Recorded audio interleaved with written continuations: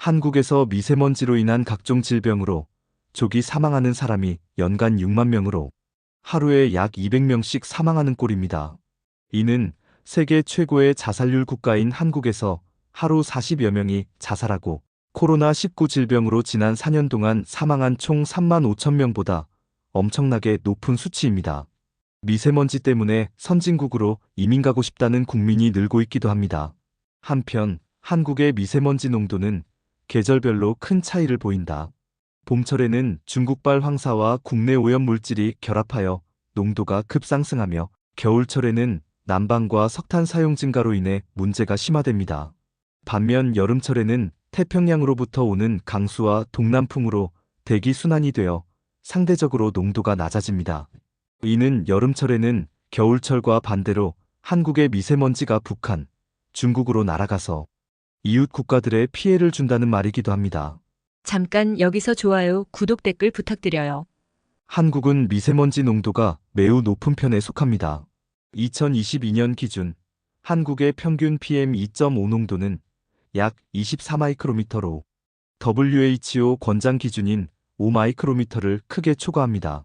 세계 대기질 보고서에 따르면 한국은 주요 선진국 중 미세먼지 오염이 가장 심각한 국가이며 후진 국가들과 상위 순위를 겨루고 있습니다.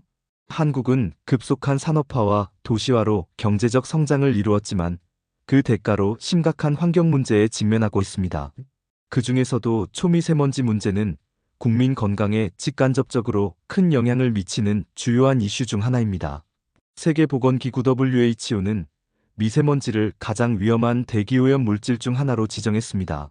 미세먼지가 인체에 미치는 악영향으로 한국은 미세먼지 농도와 관련된 질병, 조기 사망률 등으로 경제협력개발기구 OECD에서 최하위 국가일 뿐 아니라 전 세계적으로 후진국과 함께 5손가락 안에 상위권 순위를 기록하고 있습니다.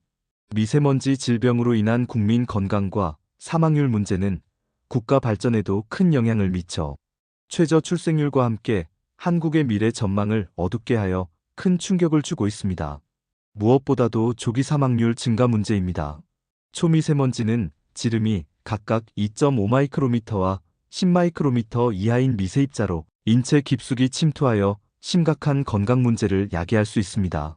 한국의 연구에 따르면 PM2.5 농도가 10마이크로그램 증가할 때마다 전체 사망률은 약 0.6% 증가하며 특히 심혈관계 및 호흡기 질환에 의한 사망률이 크게 증가합니다. 최근 연구에 따르면 2020년 조기 사망자 수는 1년에 약 3만 4천 명입니다.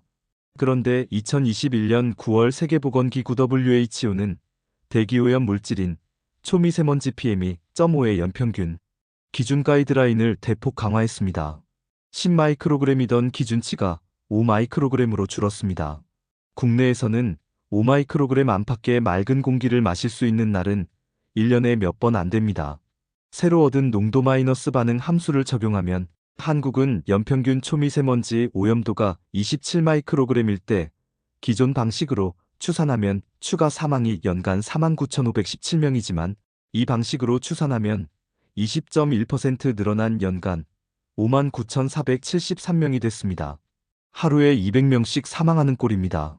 한국에서 초미세먼지 농도를 현재보다 좀 낮게 20마이크로그램으로 유지할 경우에 2050년에는 초미세먼지로 인한 조기 사망자가 연 약 11만 명에 이를 것으로 예측되었습니다.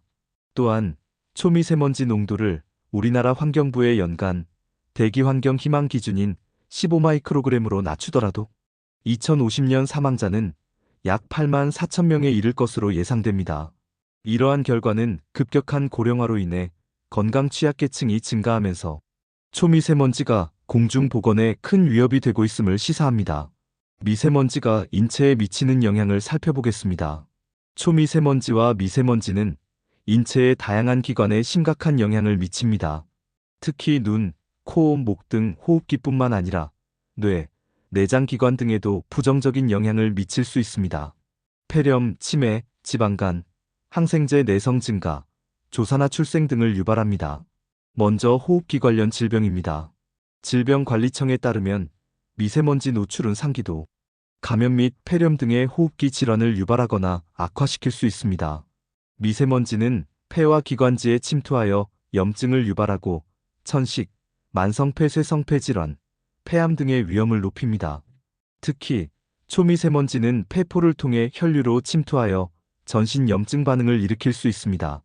연구에 따르면 미세먼지 노출이 높은 지역에 거주하는 사람들은 폐 기능이 저하될 확률이 더 높습니다. 초미세먼지는 심혈관계 질환을 유발합니다. 미세먼지는 혈류를 통해 뇌로 이동하여 염증 반응을 촉진하고 이는 알츠하이머병과 같은 신경퇴행성 질환의 위험을 증가시킬 수 있습니다. 질병관리청은 미세먼지가 뇌졸중, 정신질환 악화, 신경발달장애, 알츠하이머병 등과 연관성이 있다고 보고하고 있습니다. 초미세먼지는 혈액응고를 촉진하고 혈압을 상승시켜 심혈관계 질환의 주요 위험 요인으로 작용합니다. 한국의 한 연구는 미세먼지가 심근경색과 뇌졸중 발생률을 각각 15%와 11% 증가시킨다는 결과를 제시하였습니다. 특히 노인, 어린이, 그리고 기저질환을 가진 환자가 가장 큰 영향을 받습니다. 한편 미세먼지 노출이 간 건강에 미치는 영향에 대한 연구는 아직 초기 단계이지만 일부 연구에서는 미세먼지가 간의 염증을 유발하고 지방간 질환의 위험을 높일 수 있다는 결과가 보고되었습니다. 그리고 미세먼지에 포함된 다양한 화학물질과 중금속이 인체의 면역체계를 약화시켜 감염에 대한 취약성을 높일 수 있으며 이는 간접적으로 항생제 사용 증가와 내성 발현에 영향을 미칠 수 있습니다. 한편 임산부가 미세먼지에 노출되면 산화 스트레스와 염증이 증가하고 태아에게 전달되는 혈류와 산소가 부족해질 수 있습니다. 이는 임신성 고혈압, 출생 체중 감소, 미숙아 출생, 태아 성장 지연 등의 위험을 높입니다.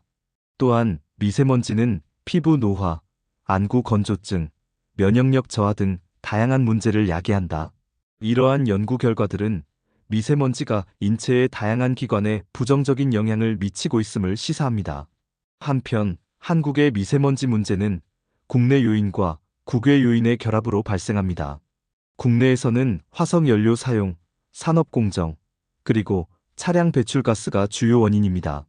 국외적으로는 중국에서 유입되는 황사와 대기오염 물질이 문제를 악화시키고 있습니다.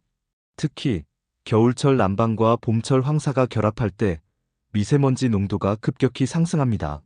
결론적으로 초미세먼지 문제는 한국의 경제적, 환경적, 건강적 측면에서 심각한 도전 과제입니다. 조기 사망률 증가, 인체 건강에 미치는 심각한 악영향, 그리고 세계적 오염 순위에서의 높은 위치는 이 문제 해결 위한 강도 높은 혁신적인 정책을 요구한다는 것을 보여줍니다. 감사합니다. 좋아요, 구독, 댓글 부탁드려요.